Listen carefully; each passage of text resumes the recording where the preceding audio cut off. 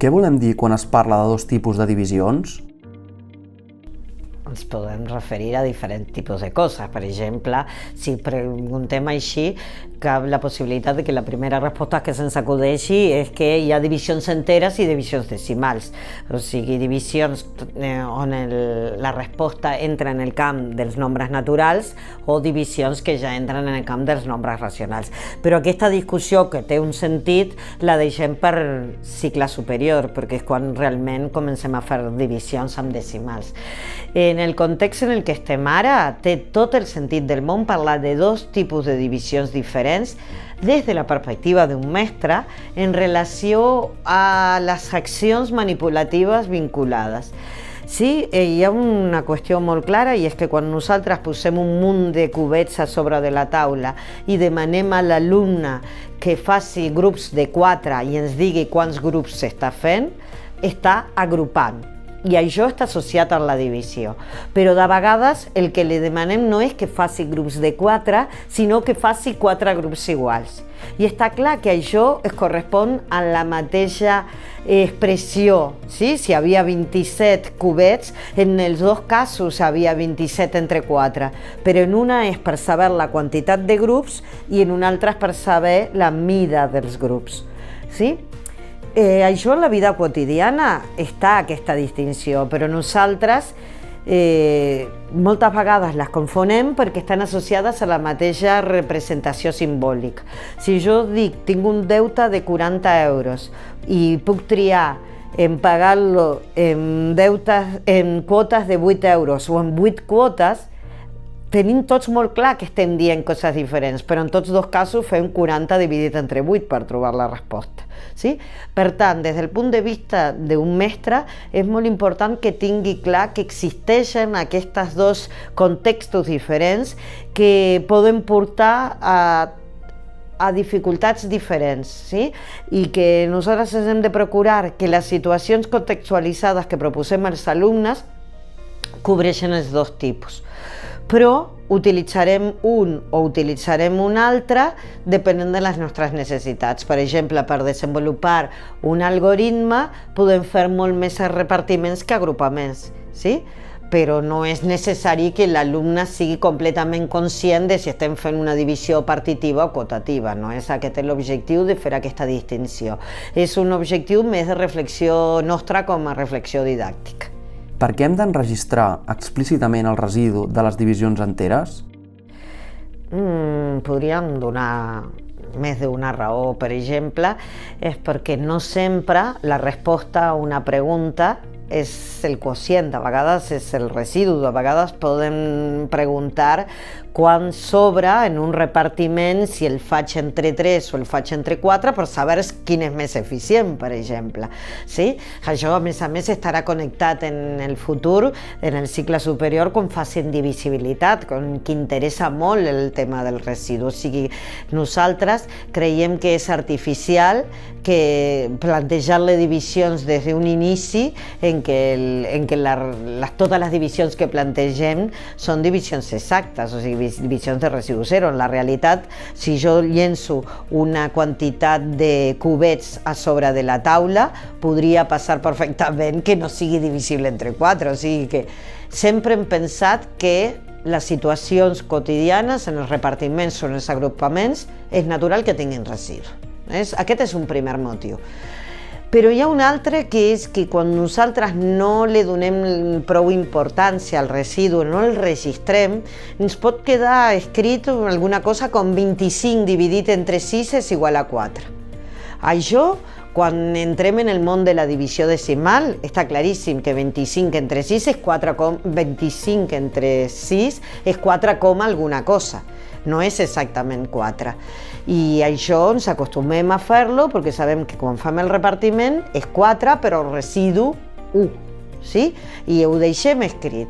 És una notació que potser és una mica casolana, diguem, perquè l'únic que estem fent esment aquí és que és un repartiment, un agrupament en què no ha quedat tot quadrat, sinó que m'ha sobrat un.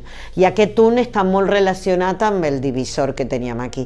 Això s'acabarà de tancar bé quan treballem en el món dels decimals o en el món de les fraccions. Però ara per ara el que podem deixar és la divisió amb aquesta manera d'anotar que sabem que aquesta divisió ha deixat algun sobrant. Sí? I no és el mateix el que vol dir en 25 dividit entre 6, 4 residu 1, que en 17 dividit entre 4, 4 residu 1, perquè sabem nosaltres que l'1 aquest correspon a repartiments diferents, però això és un detall. Nosaltres coincidim en el fet de que això l'acabarem de tancar en la divisió decimal, o en l'ús de fraccions, i que d'alguna manera deixem constància de que aquesta no és una divisió exacta. Per què el vincle entre la divisió i la multiplicació és més complex que el vincle entre la resta i la suma? Nosaltres hem optat des de l'inici de primària per parlar d'operacions additives i operacions multiplicatives, establint contínuament vincles entre la suma i la resta i la multiplicació i la divisió. I fins i tot hem institucionalitzat aquest vincle a partir de l'ús de capsetes additives o capsetes multiplicatives. Sí? Però hem de ser conscients que la dificultat no és exactament la mateixa i ho deixaré, diguem, en evidència a partir d'un exemple. Quan a mi em proposen fer 25 menys 6, el que estan demanant-me és que busqui una capseta additiva que tingui el 25 en la part superior i el 6 en la part inferior. D'aquesta manera la resposta és única, dona 19. Però quan a mi m'estan demanant 25 entre 6, no m'estan demanant una capseta multiplicativa que tingui el 25 a dalt i el 6 a baix. Més que res perquè no existeix aquesta capseta multiplicativa. Aquí, aquest procés està mediatitzat per el fet de que jo, davant de 25 dividit entre 6, primer he de buscar la divisió propera que no té residu, o sigui 24 entre 6. I aquesta sí que la puc resoldre per capseta multiplicativa. Per tant, queda molt clar que el vincle no és tan directe com en el cas de les operacions additives. Que sigui més difícil no vol dir que la podem saltar o que sigui menys important, perquè en realitat el càlcul mental en divisions es basa tot en vincular cada divisió en el rang de les taules amb una multiplicació. Però aquesta relació nosaltres volem ajudar a fer-la a l'alumne a partir de l'ús de la capseta multiplicativa. O sigui que creiem que no l'estem complicant la vida a l'alumne. L'alumne que no pot fer aquest pas en realitat no podrà fer els càlculs mentals de divisió. Per tant, posem atenció aquí, descobrim que 25 entre 6 hem de fer sempre el raonament de primer anticipar. No hi ha cap capseta que tingui el 6 a baix, que tingui el 25 a dalt, perquè en la taula del 6 no apareixia el 25, però sí apareixia el 24 i per tant fer-lo a partir d'aquí. Abans de parlar de cap algoritme de la divisió, quines estratègies de càlcul poden i creiem que han de desenvolupar els alumnes? L'algoritme és molt potent, però presentar-lo de manera prematura, ja hem discutit aquest punt en altres operacions, provoca aquesta passivitat cognitiva, no? Aquesta idea de que és una eina molt potent i que els alumnes volen resoldre tot amb l'algoritme, diguem, i això, l'algoritme està molt bé quan tenim paper, però per al càlcul mental, per exemple, ens convé tenir altres estratègies. Per tant, abans de l'algoritme, hem de fer molta feina i hi ha vida més enllà de l'algoritme, no? I per tant creiem que val la pena reflexionar sobre quines estratègies tenim a l'abast.